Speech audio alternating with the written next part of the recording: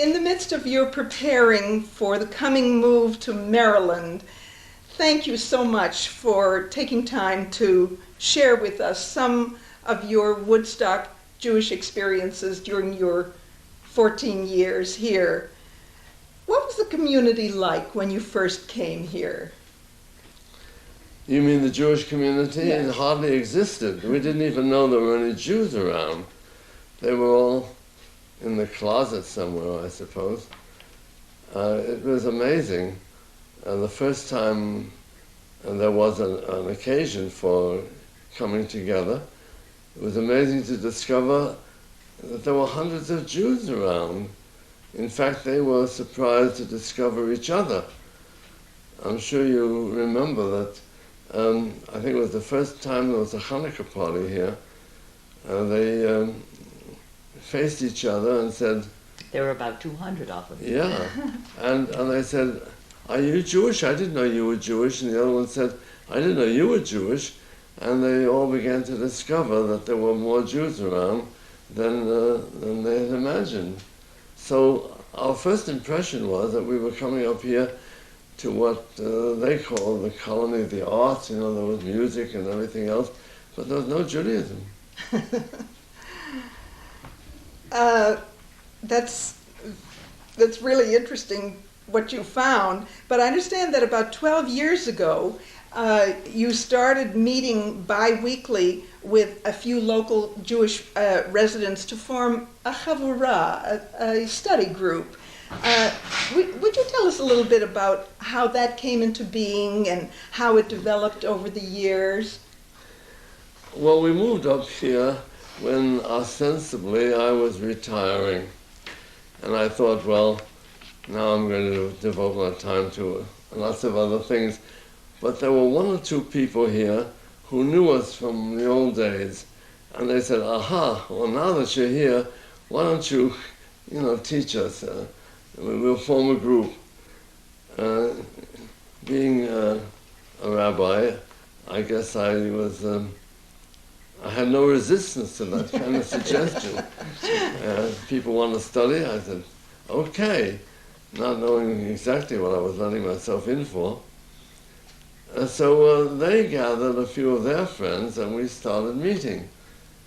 And we've kept it up, I think, for 12 or 13 years. Well, it's within the first year that we moved up to live here that we started, and people still had young children at that time, and they were part of this. We met every other Friday night to have dinner together. It was strictly non-worship, because we had some people to whom the word worship was taboo. You couldn't say that word. Some of them still feel that way. But so that we were not a worship group, but we did get together on Shabbat evening, Erev Shabbat, the evening before, and we sang some songs, and we had... the kids were part of it, but the children got a little older and they were restless, and we just dropped that part of it. Uh-huh. So instead of meeting 1 week Friday night, 1 week Shabbat morning, we began meeting regularly on Shabbat morning, every other week. Uh-huh. But all year round, being old-time New Yorkers, we were accustomed to quitting around June and starting again in September, but this went on and on, we never stopped. It was really wonderful, and it grew to about, 30-odd people. Odd people, by the way. And we're going to miss them. We'll be very sorry to say goodbye to them. Of course, some of them have since been willing to subject themselves to the idea of worship, and they have joined the congregation, we're glad to say. And we have always urged them to do so, because that's being part of the community. Yeah.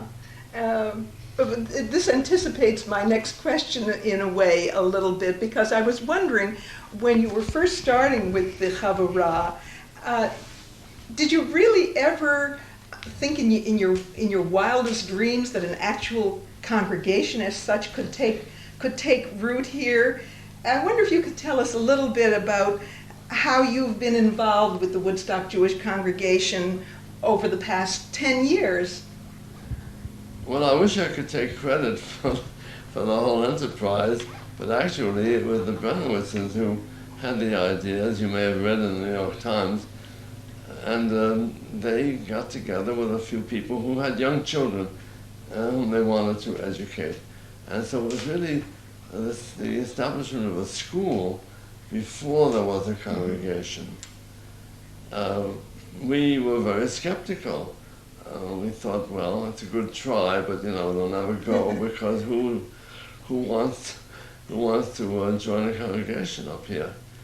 Assuming, of course, that people who moved up here or who ran away from New York in the first place were running away from their families and from Judaism and from all their old ties. But we were quite wrong. And things really began to happen when this young student came up from the Reconstructionist Rabbinical College by the name of Jonathan Klegler. You want to know more about him, I'm sure. Oh, absolutely. Well, he came up as a student, sort of a student internship, and I think they recognized almost immediately that here was a young man who was made for them, and I think he felt that they were made for him. There was something about the freedom and spontaneity and innovative, creative urge that they all felt, which made a perfect match.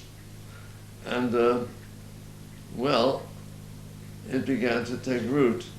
But again, who dreamed that it would blossom and grow and flourish the way it has?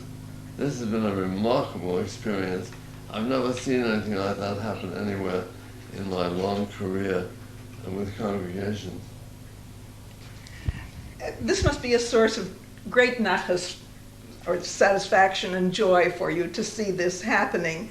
And to know that the Jewish community in Woodstock has traveled such a long, long road since you've been here, just actually a short time, Oh, yes. 12, 14 years. Well, actually, the congregation has a 10th anniversary now, so it didn't happen immediately. Mhm. And officially, I suppose you can count the beginning of the congregation from the time Jonathan began coming up here. Mm-hmm. And that's quite legitimate because he has really created this group. The nature of the approach which he took and which has been characteristic of our Reconstructionist movement, I think accounts to a great extent for the rapid growth. This seems to be what people were looking for and didn't get in the more formal, conservative or traditional congregations. When you say conservative, you mean I mean, the small c, yeah. yeah. People who wanted to continue what their parents had done and which apparently didn't attract the next generation. The singing, I mean, even with the guitar, which was unheard of in my day, the singing and the discussions and the openness and the willingness to talk about any subject, and there was no question that was a stupid question, everything was legitimate. You could challenge anything, you could ask anything. People began to feel they were opening up, and their doubts and questions, they came to the surface, and Jonathan handled them very skillfully, I may tell you. And I think particularly with wonderful patience, and which is unusual. It's very hard for a young person to be patient, and Jonathan has exceptional patience. I've seen many times when people were not very knowledgeable. We had a lot of people who were not very knowledgeable about Jewish things, and sometimes I myself would say, "Oh, who could be bothered?" But he never heard that from Jonathan. He respected everybody's question, everybody's eagerness to learn, and never showed any sign of impatience. And I think that the congregation should congratulate itself, and I congratulate them on finding Johnny and holding on to him hard. Yeah, well, we certainly have not been only very good. patience, I'd like to Yeah. add that patience alone is necessary but not sufficient. but there was wisdom. There was wisdom, there was knowledge, there was background. He happens to come from the kind of congregation that he's creating. And he knew the mentality of the people and had the knowledge and the skill to deal with it. And that, together with the patients, I think has done the job. Mm-hmm. Oh, I think you're absolutely right.